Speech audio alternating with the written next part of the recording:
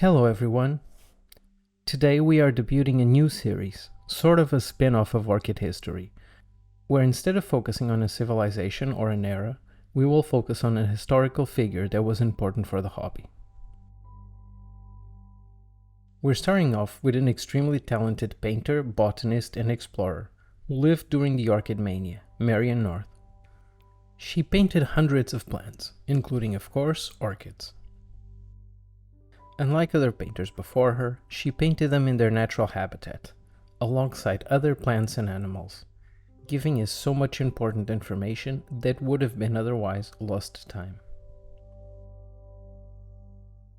In an era of botanists and collectors that didn't care about preservation, Marianne North loved nature and was one of the first to care about documenting plants without collecting them.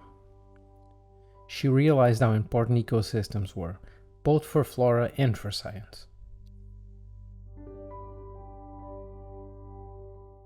My sister was no botanist in the technical sense of the term.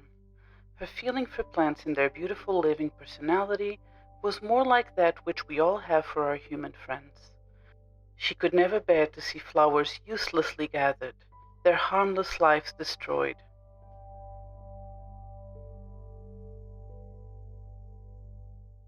Her vision for preservation also extends to her art, since part of why she is still celebrated today is because before dying, Marianne North left us a gallery, designed and curated by her, featuring almost 900 paintings that can still be visited today at Kew Gardens. We are fortunate to have a good insight into her thoughts and motivations because she kept very extensive journals.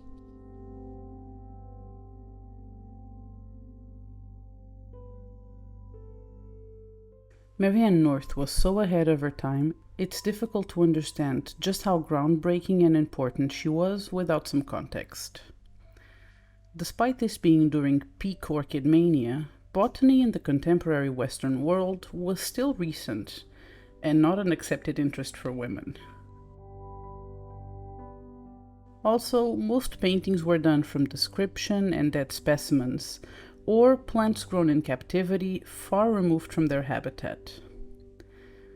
Most botanists never left their country, and explorers were mostly mercenaries, interested only on their paycheck or collecting rare species to send to their bosses, often destroying whole ecosystems in the process. Then we have Marianne, who was not only a woman botanist, explorer, and painter, but also one who cared deeply about preserving nature and knowledge, painting the habitats in situ, and advocating for their preservation.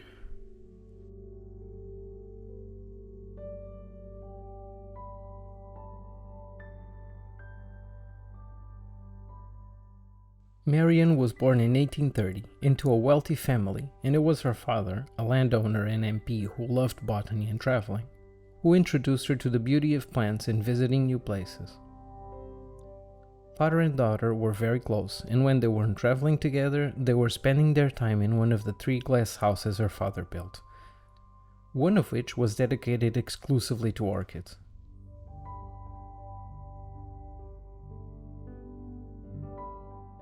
My father built 3 glass houses, one for orchids, another for temperate plants, and another quite cool for vines and cuttings.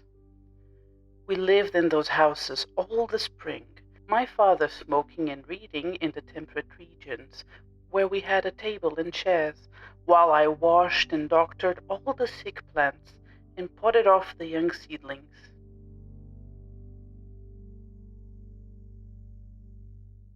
Springs were spent in England and summers were spent traveling throughout Europe and the Middle East until 1869, when her father passed away. Marianne North had lost her best friend and companion 14 years after the death of her mother. His death was a tremendous loss for Marianne. I could not bear to talk of him or of anything else, and resolved to keep out of the way of all friends and relations, till I had schooled myself into that cheerfulness which makes life pleasant to those around us. I left the house at Hastings forever.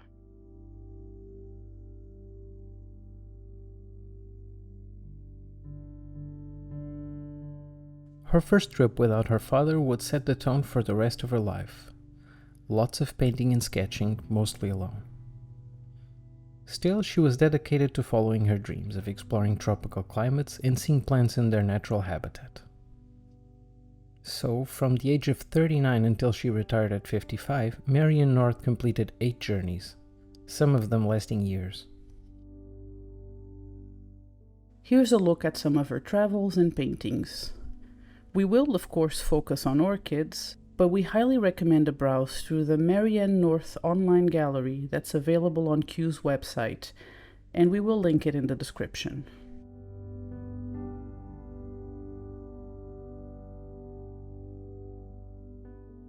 Her first time crossing the Atlantic by herself was the year after her father's death. Marianne North saw America, Canada, and Jamaica. In Jamaica, she painted Jamaican orchids growing on a branch of the calabash tree, featuring a dendrophylax funalis and an oncidium trichetrum.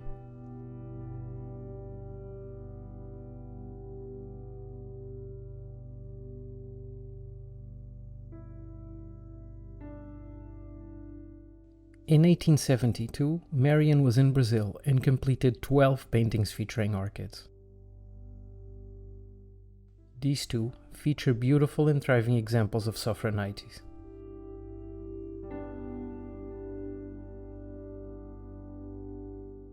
The beautiful scarlet sophronitis orchids quite colored every rock and tree stem, shining out gloriously amongst their green leaves and the grey lichens around.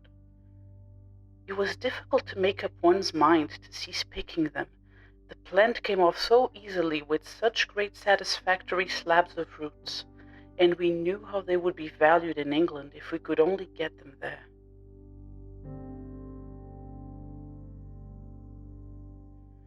There were 2 varieties, one coccinea, rather deeply colored and smaller than the grandiflora, which was about the size of the English peacock butterfly.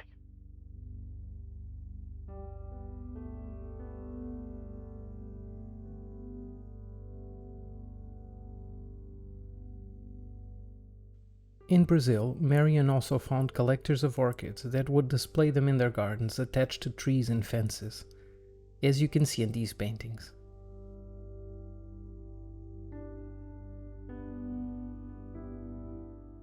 His garden was full of treasures, not only of plants, but of birds and animals.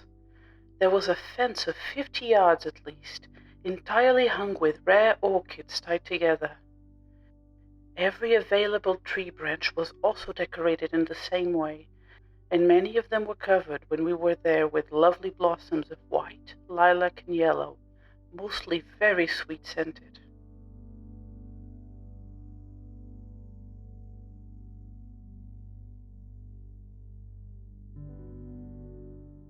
"1875 saw Marianne traveling through Japan and Singapore. From this trip, only one orchid painting made its way into her gallery. Malayan moth orchid in an American climber. It shows our first phalaenopsis, or moth orchid.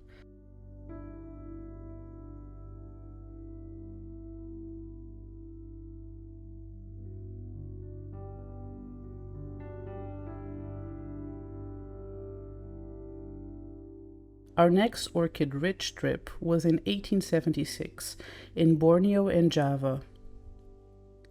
North painted more than 15 species of orchids in 8 paintings. These include Dendrobium crumenatum and Cymbidium finlansonianum, seen in this painting.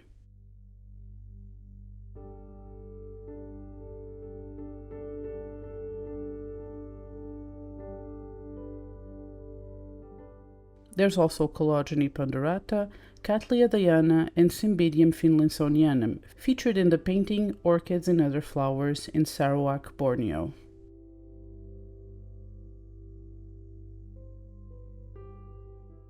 The coelogyne pendorata seems to really make an impact on Marianne. I found one gem, a perfectly green orchid, and looked forward to a day's rest in a comfortable house and the time to paint it.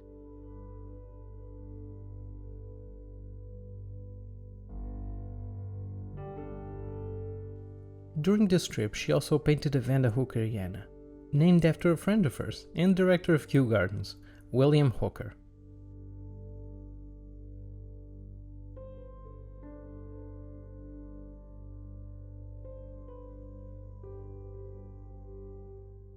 On her way to England, for the first time in years, Marianne North stayed for a while in India and Sri Lanka in 1879, where she gave us 4 paintings featuring orchids. The painting An Orchid and Butterflies, featuring a phaius bicolor, really stood out to us and shows how well Marianne integrated fauna in her paintings, in a way that doesn't detract from the flowers, but makes the scenes feel alive, bringing us closer to the orchid's habitat.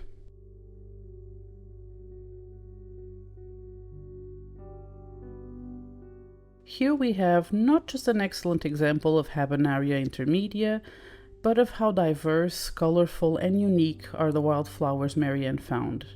It must have been such a beautiful experience to find rare plants thriving in nature.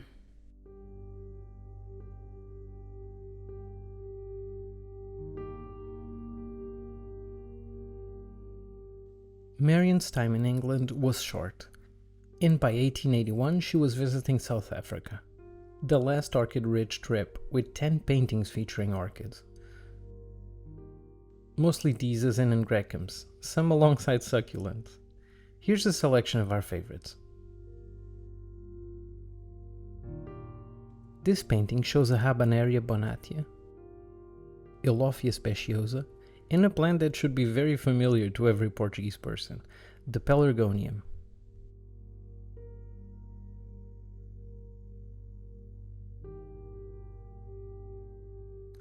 Here Marianne painted 2 species of disa, Disa grandiflora and Disa graminifolia.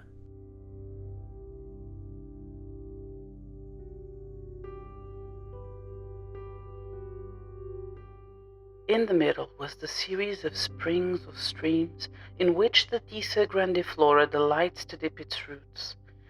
It forms a thick edging to the water and grows nowhere else in the world.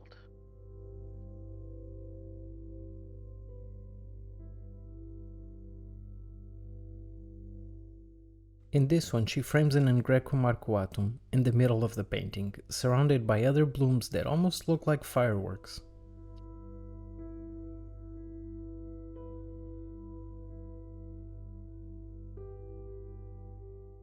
Marianne North loved the nature in South Africa, something that can be seen in the name of her paintings.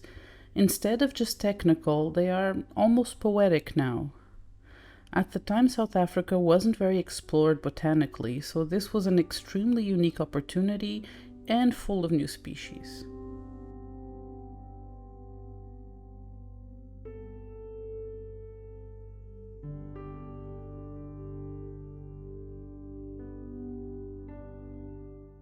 Our next orchid stop is the Seychelles, in 1883.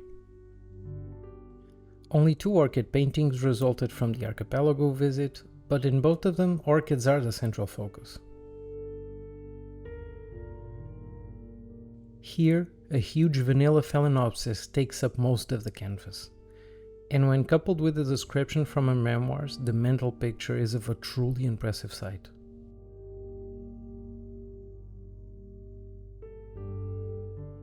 The tree was about 40 years old, one of the biggest in Mahe, where none grew wild. Vanilla was growing up it, and elsewhere about the garden in thick masses, covered with its sweet flowers and bunches of pods. If we look closely, we can see that the vanilla not only fills up the foreground, but also the background, where we can see huge branches of vanilla phalaenopsis covering very large rocks. Over those palms and over the boulders were twined long green snake-like leafless stems of the vanilla phalaenopsis, the hanging ends turning up with 2 slender leaves just before the bunch of buds and lovely white flowers. Clearly the fields of vanilla left a big impact on Marianne North, but it wasn't the only orchid to do so. In a native orchid in butterflies, May, Seychelles, we see an angraecum eborneum once again front and center.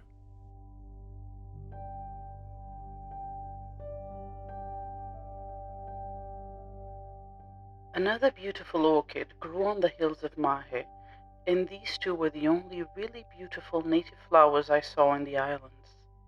Near the edge of the summit were fine tufts of brown flowering grass, as high as pampas grass, and quantities of the lovely angraecum eborneum. I saw one of these exquisite orchids perched on a root in a stream, looking at its face in the water, surrounded by pink begonia and maidenhair fern.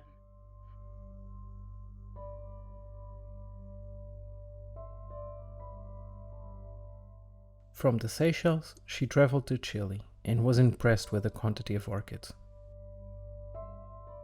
The grass was in flower, quite red or lilac, and was sprinkled over with exquisite scarlet amaryllis, lastramarius of many tints, salpiglossus, and 4 species of ground orchids, exceedingly lovely with exquisite French petals, which would pay one of our great gardeners to import and cultivate.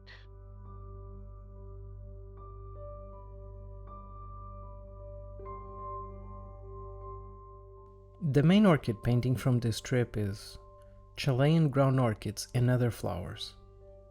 That includes several species of terrestrial orchids, including some of the genus Chloraea.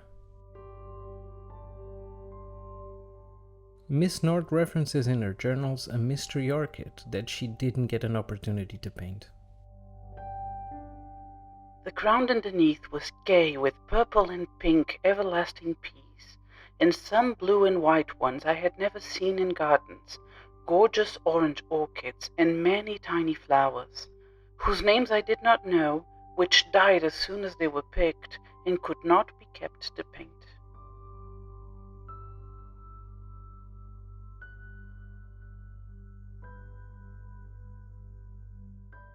In 1885, Marianne North was back in England, her health making traveling very difficult. But rest was far from her mind, and she immediately started working on the gallery at Kew. After a year of work, it was done, and it was now time to retire and quiet down.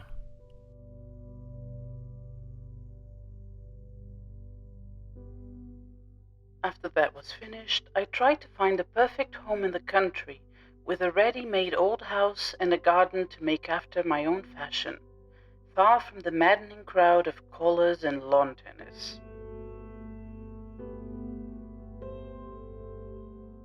I have found the exact place I wished for, and already my garden is becoming famous amongst those who love plants, and I hope it may serve to keep my enemies, the so-called nerves, quiet for the few years which are left for me to live.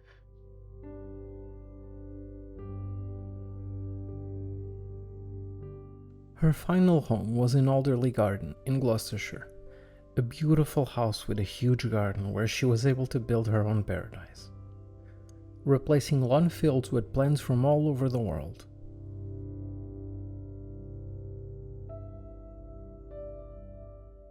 It was between this house and Kew Gardens that she spent her last years, in peace, surrounded by what she loved, painting and tending to her garden, until August 30 of 1890.